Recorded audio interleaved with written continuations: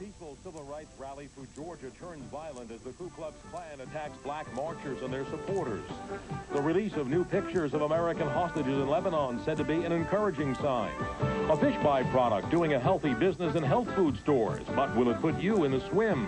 And in California, a tribute to the man who made the outhouse obsolete. This is USA Tonight with Marvin Scott.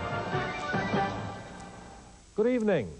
It was billed as a march in support of the nonviolent philosophy of Dr. Martin Luther King, but the ugly philosophy of hatred intervened as the peaceful march through Georgia turned violent. Members of the Ku Klux Klan hurled rocks, bottles, and racial slurs at the black marchers and their white supporters. No one was seriously hurt, but as Josh Thomas reports, there were several arrests. It became apparent almost from the outset there was the potential for confrontation. The residue of just negative feelings of racism don't reflect what's up here, and we'd like that to be better understood. When the buses and a half-dozen cars pulled in, Atlanta City Councilman Hosea Williams made it clear they came in support of the Forsyth County resident who wanted the march. We could not sit by and see this type of racial terrorism terrorize these young men who are trying to exercise their constitutional rights. The marchers were clearly outnumbered by their antagonists who lined the road in a scene that looked like something out of America's darker past. Forsyth County's been all white for decades, and many residents say they want to keep it that way. We haven't had none up here since the first of the century, and I don't think we've done okay without them, and I don't believe we need them up here now. All these people out here marching, the black people and the white black people too, all they up here for is start trouble. And they come to the right place to get it. Blacks and whites marched together hoping to avoid violence, but they quickly became the targets of rock and bottle throwing.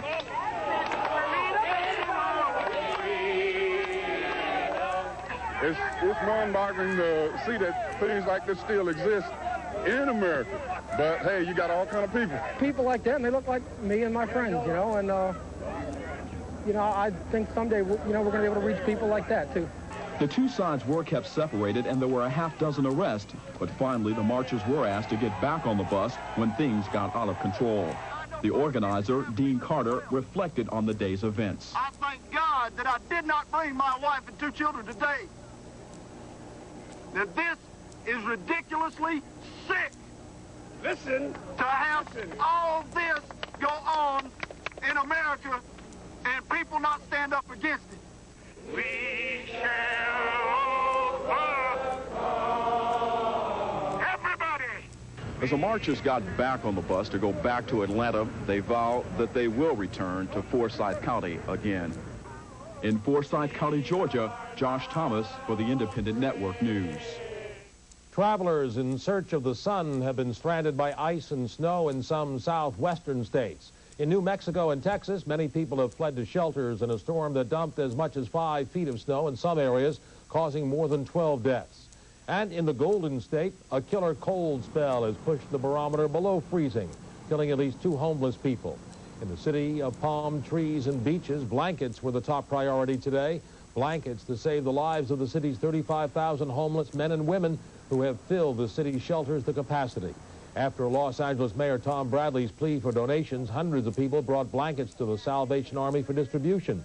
But for one Samaritan, hundreds of blankets were not enough. I know that there's probably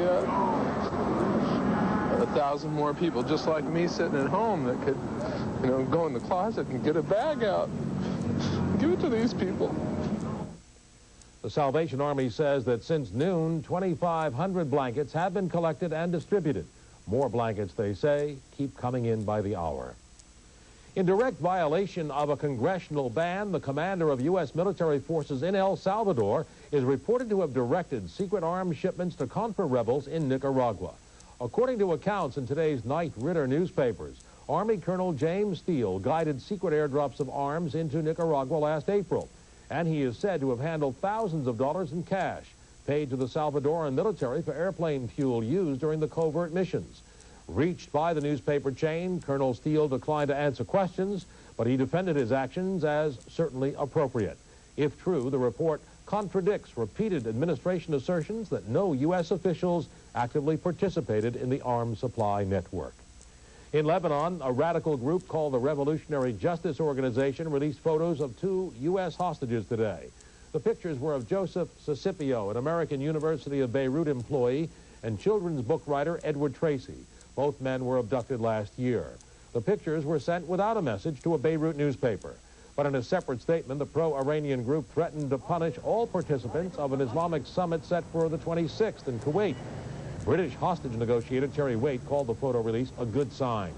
Waite met with Sicipio's wife at his hotel, where he's staying during his latest efforts to free the hostages.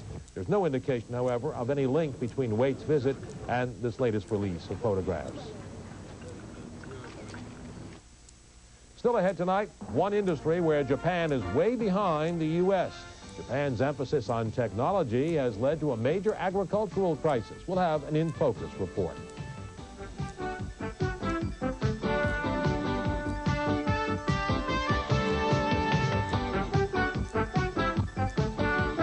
USA Tonight, brought to you by the General Foods Corporation.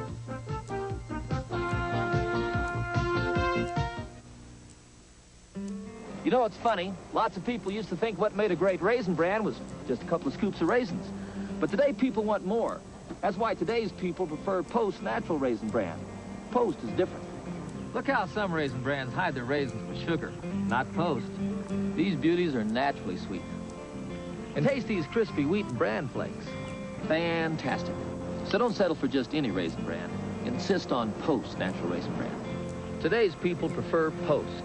The golfer and the homemaker have something in common. We call it athlete's back. That sudden minor back pain that comes from overused muscles. New Doan's ibuprofen backache pills contain the most modern pain relief medicine you can buy without prescription. Relieving back pain doesn't have to be hit or miss. Ibuprofen has worked for millions. New Doan's works directly on minor back pain to relieve it in the early stages. New Doan's helps put your athlete's back in action fast.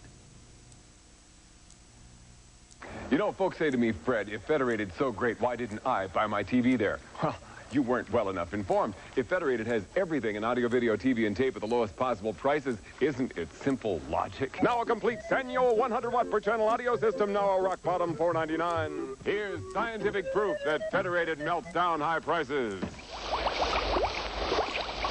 Proof positive. You find it all at Federated. Thank you. 976-9494, the number that will change your life forever. Oh, yeah, it's hot. 976-9494. It's instant and live with up to 8 people. Make friends, set dates, or just get crazy. 976-9494. Must be 18 or older. I'm calling right now. In Pittsburgh, the nation's largest steelmaker and its workers have reached a tentative agreement on a contract to end the steel industry's longest work stoppage. U.S. X Corporation and the United Steelworkers Union resolved to end the 6-month-old dispute that has idled 22,000 workers. In some states, the labor dispute was declared a lockout, while in other states it was referred to as a strike. Steelworkers, however, are not expected to go back to work unless they vote in favor of the contract later on this month. The steel industry is just one of many American industries that has suffered at the hand of foreign competition, especially competition from Japan. But while Japanese manufacturers have successfully used modern technology to outstrip this country, the Japanese farmer is way behind. Rice, the very staple of the Japanese diet and the main crop of the Japanese farmer, can be produced much more cheaply in the United States. In Focus tonight, Takasha Oka has more from Japan.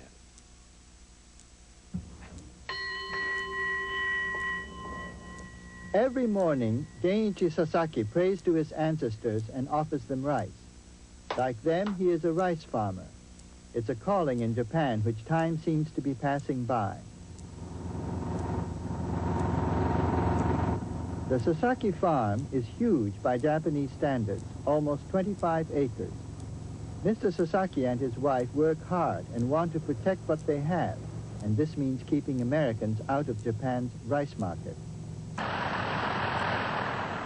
This is Bob McGill's spread near Sacramento. Its 400 acres are about average for an American rice farm. It was leveled with the help of lasers. Each part of its operation is computerized. It's a model of high-tech efficiency. The amazing part about the rice industry, once you get your ground laser leveled, I and one man can pretty well grow 400 acres of rice pretty handily. I've never been associated with a crop that yields like this crop does. But McGill must sell more of his rice, and that means breaking into the Japanese market. One of the first things the American occupation did in Japan was to take land from the big landlords and give it to their tenants. The newly acquired plots were sometimes just 2 or 3 acres. Now, in the 80s, the farms are too small to make economic sense. Still, this man, nearly 40 years later, remains grateful. Before we had our own land, no one went to school beyond the 4th grade. Now the children go to high school, many to university, and we owe all this to General MacArthur. The enemy to the militant leader of Japan's farmers are the Americans, who with their larger farms, superior methods and equipment, better climate, and richer land, can sell their products in Japan for far less than the Japanese farmer can produce them.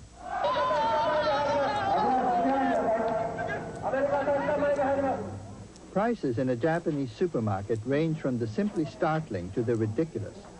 A couple of fancy mushrooms for $230. One melon, $120. A box of grapes, $33. Japanese consumers can, of course, avoid these items, but they can't do without rice. A superior brand of rice costs about $2.50 a pound in Japan, or 5 times as much as the rice Bob McGill grows.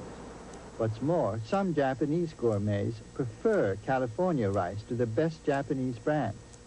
Still, there's a total ban on the importation of rice into this country. Farmer Sasaki has a wife and 3 children. He has spent all the money he could scrape together to enlarge his farm and has modernized and mechanized his operations so that he gets twice as much rice per acre as in pre-war days. Still, he can't begin to compete with Farmer McGill and worries about the future for his children. I'm the 6th generation to work this land. I have always hoped that when the time comes, my son will succeed me. But now I wonder if he'll be able to support himself just being a farmer. Farmer McGill has a wife and 9 children. He gets nearly twice as much rice per acre as Mr. Sasaki. But 1/3 of his land is not used because he harvests far more rice than his co-op can sell, either at home or abroad. The U.S. Rice Millers Association asked the government to take legal action to open up Japanese markets, but it was turned down. U.S. rice did well abroad in the 70s, but now much of the international marketplace has dried up. To the Americans, it may be a question of the livelihood of the rice farmer, but to the Japanese, it is a far more emotional issue, one touching the very soul of Japan. In Akita, Japan, this is Takashi Oka. And still ahead on USA Tonight, are consumers being baited? A fish substitute used to imitate the real thing is becoming popular, but is the substitute as healthy as the real thing?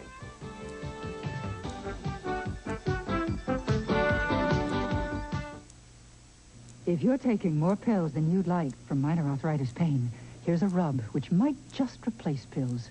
Aspercreme. Aspercreme relieves arthritis pain because it contains salicin, a strong non-aspirin pain reliever. Aspercreme concentrates relief right where you hurt, penetrating, long-lasting relief without the side effects pills may cause, and there's no odor.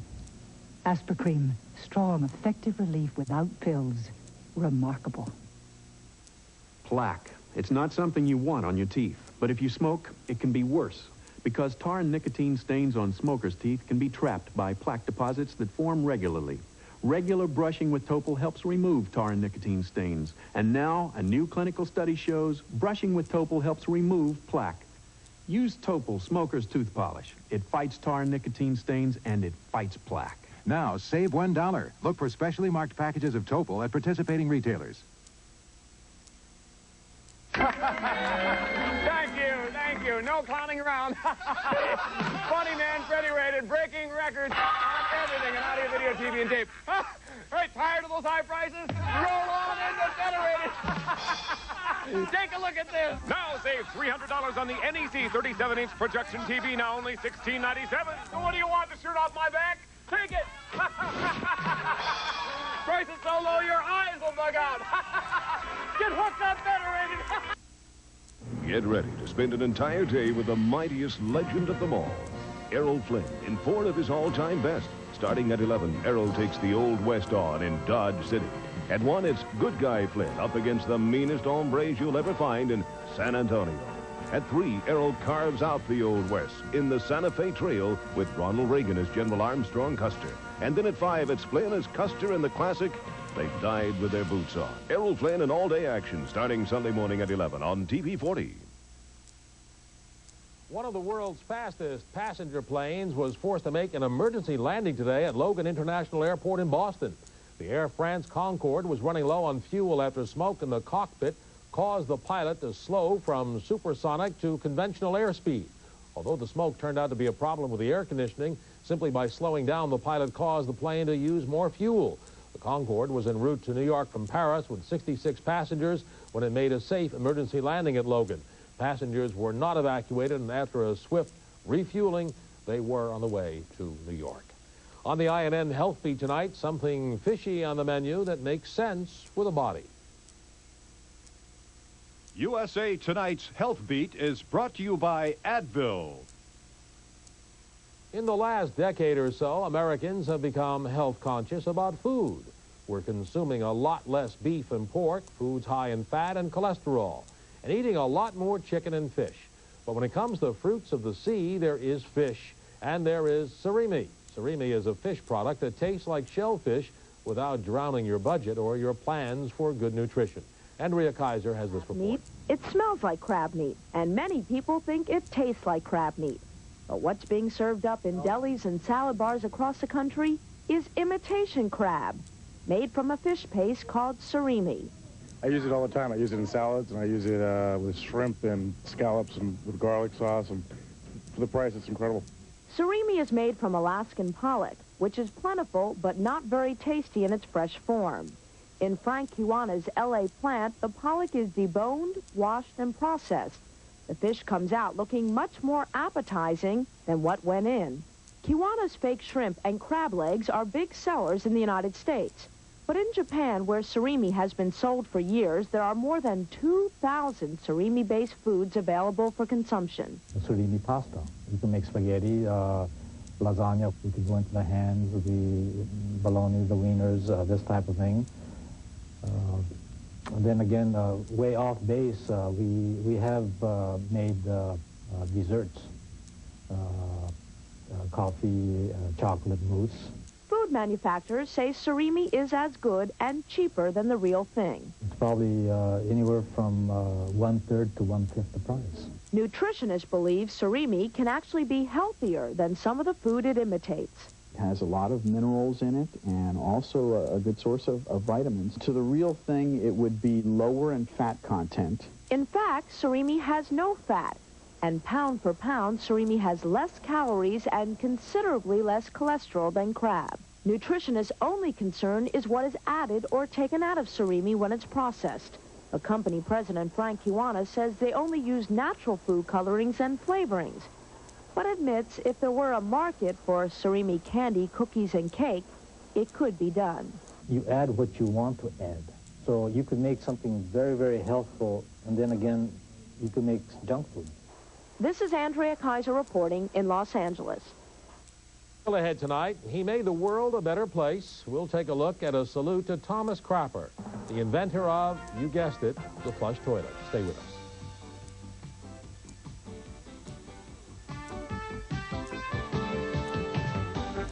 USA Tonight's Health Beat was brought to you by Advil.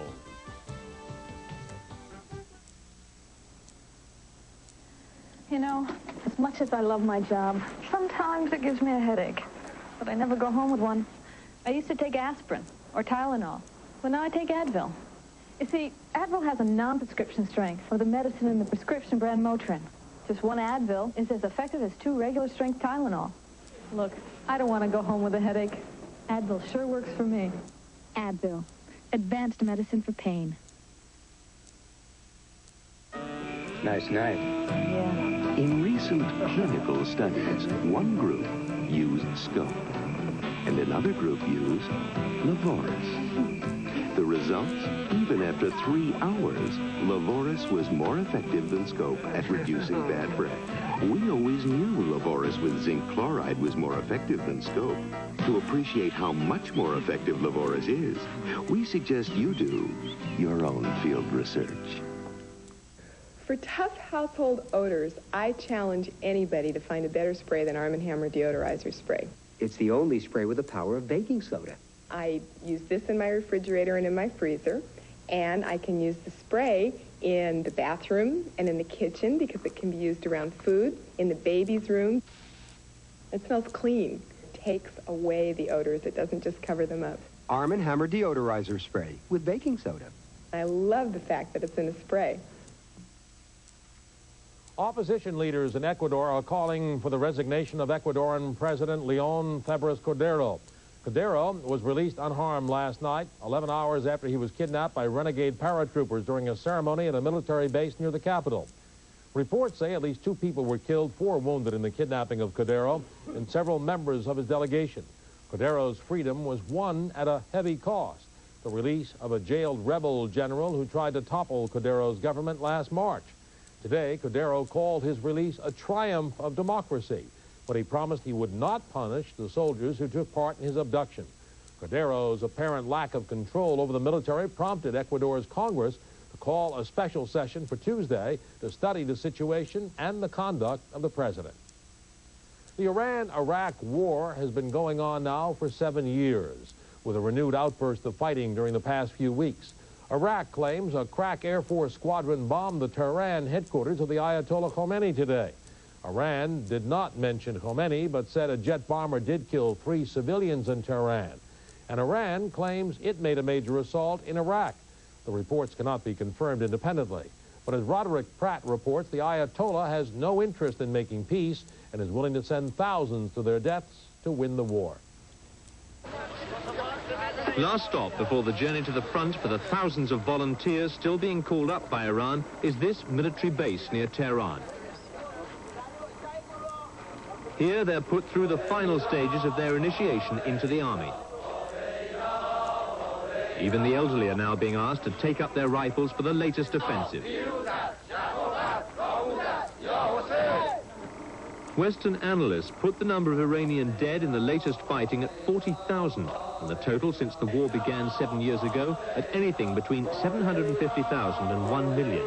The number of Iranian dead is said to be 3 times that of the Iraqis, as the Iranians mount human-wave frontal assaults on Iraqi positions. Standard issue to each recruit is a copy of the Quran, handed out by the mullahs, the Muslim religious leaders who play an important part in military training in Iran. Friends and relatives see the soldiers off as they board buses for the front in southern Iraq. There they'll join the battle for Iraq's second city of Basra, an offensive seen as a prelude to a final attack to end the war. Western analysts say Iraq has suffered at least 10,000 casualties in this latest offensive. Well, definitely it was not a light sentence for a man who decided to light a cigar on a TWA jet.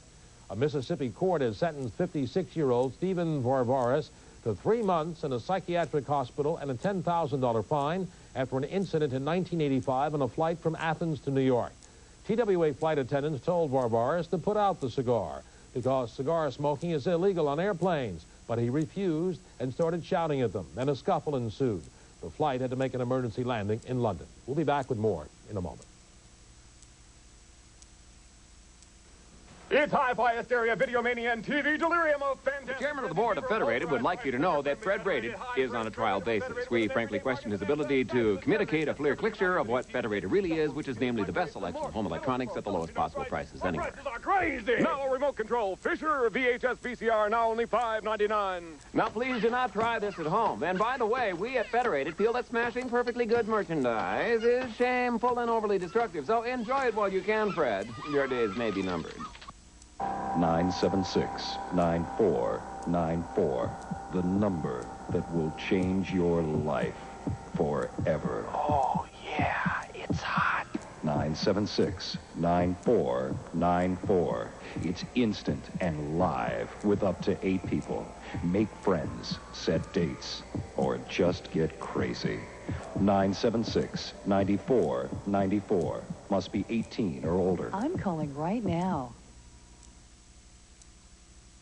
In our USA Tonight notebook, all too often we take for granted the modern-day conveniences that make our lives a lot easier. Just imagine how it might be without things such as the automobile, the electric refrigerator, or even the flush toilet. Today in California, there was a tribute to a man, the very man who made the outhouse obsolete. Pan Thompson of our sister station KTLA in Los Angeles flushed out the story. They wore black armbands at Fluid Master to mark the anniversary of the death of Thomas Crapper. In 1878, Crapper invented the flush toilet. Those who make a living manufacturing toilet parts are forever grateful to the man. Thomas Crapper was one of the least recognized heroes in the evolution of human progress on this earth. Therefore, we always have the moment of silence, and then we have a 21 flush salute to Thomas Crapper. So with that, we will have our moment of silence for Thomas Crapper.